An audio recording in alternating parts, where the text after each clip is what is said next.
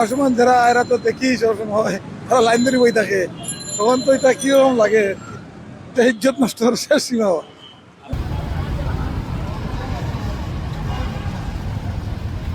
জিনিসটা তো ভালো না, সিলেটের সুনাম নষ্ট।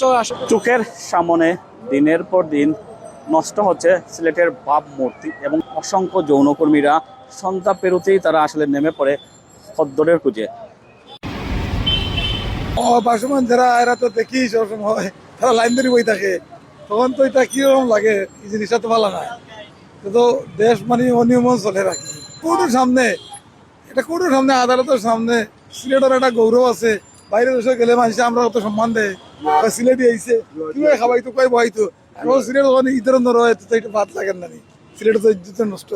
জজ কোর্ট এখানে সর্বোচ্চ বিচার হয় এবং মসজিদ, পবিত্র মসজিদ যেখানে আমরা সবসময় নামাজ পড়ি, পাঁচ ওয়াক্ত নামাজ পড়ি, এখানের সামনে যেটা হয় এটা আসলে হওয়ার কোনো বাসা নাই। এটা সম্পর্কে আপনারা চূড়ান্ত সিদ্ধান্ত নেওয়া, ব্যবস্থা নেওয়া, এটা আসলে খুব খারাপ জিনিস। এখানে তো ইয়ং জেনারেশন নষ্ট না নেই, প্রচুর নষ্ট। আমরা তো আসলে সাধারণ মানুষ, আমরা কিছু মারতাম পারি না। এই ব্যাপারে আইন শৃঙ্খলা বাহিনী কঠোর ব্যবস্থা নিতাম। নষ্ট হয়, আমরা একটা ইমানি দায়িত্ব আছে এই বিষয়ে আলোচনা করা। আমরা সব মুসলমান মুমিন ভাই হলে এই বিষয় নিয়ে আলোচনা করি, একটা চূড়ান্ত সিদ্ধান্ত। এটা আসলে খুবই খারাপ জিনিস, সিলেটের সুনাম নষ্ট। চোখের সামনে দিনের পর দিন নষ্ট হচ্ছে সিলেটের ভাবমূর্তি এবং সেই সাথে পূর্ণ হচ্ছে সিলেটের যে ইমেজ।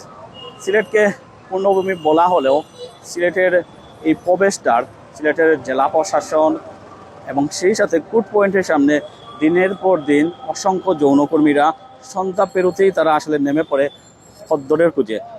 অনেক সময় যারা আসলে এই সিলেটে প্রথম আসেন বা বিভিন্ন জেলা থেকে আসেন, তারা আসলে তাদেরকে দেখে এক ধরনের হতচকিত হয়ে যান, এক ধরনের বিভ্রান্তিতে পড়ে যান। অনেক সময় তাদেরকে যে সকল যৌনকর্মী আছে তাদেরকে বিভিন্নভাবে পটিয়ে একটা স্থানে নেওয়া হয়, বিভিন্ন সময় হোটেলে নেওয়া হয় বা অন্যান্য জায়গায় নেওয়া হয়। তো তাদেরকে আসলে এই ধরনের লোক দেখিয়ে পরবর্তী তাদেরকে ব্ল্যাকমেইল করে মোবাইলে ভিডিও ধারণ করে সাথে থাকা মোবাইল ফোন, মানি ব্যাগ এবং অর্থ হাতিয়ে নেওয়া হয় এবং অনেককে আসলে বিভিন্নভাবে আহত করা হয় যদি টাকা দিতে রাজি না হয়। অর্থাৎ দিনের পর দিন সিলেটের কোর্ট পাড়ায় যে ঘটনা ঘটে যাচ্ছে,